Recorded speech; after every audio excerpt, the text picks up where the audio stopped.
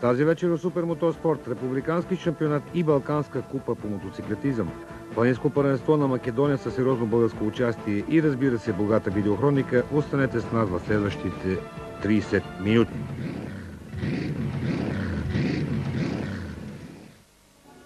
Благодарение на любезното съдействие на председателя на Съюза на българските автомобилисти Георги Янакиев, екип на Кастрол Супермотор Спорт посети македонския град Кочани, който бе домакин на планинско състезание кръг от шампионата на тази страна.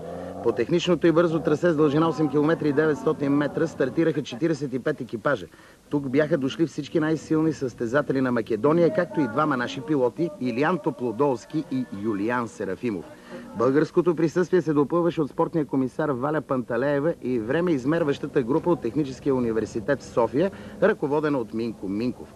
Регламентът на надпреварата предвиждаше само един манш в неделя около обед. Официалните тренировки очертаха главните претенденти за първото място. Топлодолски даде най-добро време, а при второто пробягване Сашо Андреевски от домакините бе още по-бърз и двамата зад волана на Форд Сиера Косор. По време на самото състезание битката от психологическа се превърна в тактическа. На старта за няколко минути преваля, а от третия километър до върха, иначе гладкия асфалт вече бе мокър.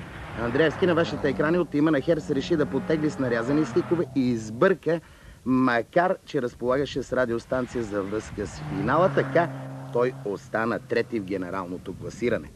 Освен със сериозен опит и самочувствие, Илиян Топлодолски, номер 4, разполагаше на македонска земя и с механика на Тихомир Златков Кънчо Кънев.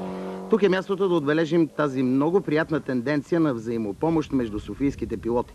Двамата търпеливо изчакаха капризите на времето и в последния момент в стил Шумахер заложиха на мокрите гуми. Този ход се оказа печеливш, разбира се, подплатени от техническото майсторство на Топлодолски.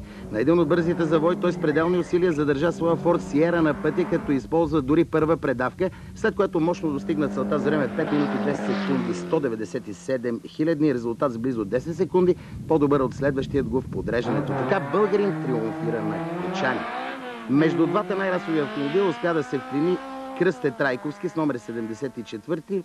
Неговата застава Юго е приспособена с двигателна ланча, така че става ясно защо той обърка сметките на повечето от фаворитите сред домакините. Един от най-атрактивните, виждате го на вашите екрани, е Витомир Блажевски с Volkswagen Golf GTI, но той се поизплаши на мократа настилка, върна гъста и остана четвърти. Пежото 306 на Славчо Георгиев бе обуло също мокри гуми. Състезателят обаче рано върна гъста и това го нареди пети.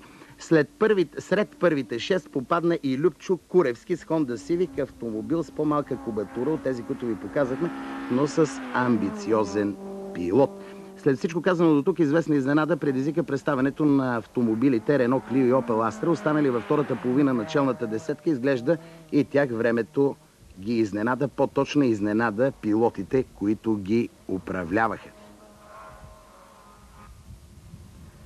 Около година българинът Юлиян Серафимов бе извън сметките поради финансови проблеми. С непринудената си атрактивност той отново седна зад волана в планината Осогово и просто за часове спечели симпатиите на македонската публика. По време на тренировките той щадеше своята лада, но в неделя натисна максимално гъста и нанесе големия си удар в клас до 1300 кубически сантиметра. Първо място, като забележете, зад него останаха 3 Peugeot 106 и Suzuki Swift. Може би на домакините най-много допадна стила на Серафимов. Ето го и самият пилот. На финала състезатели и зрители отправяха поглед към информационното табло, докато нашата камера не пропусна и такива атрактивни епизоди, които не липсваха на трасето край македонския град Кочани.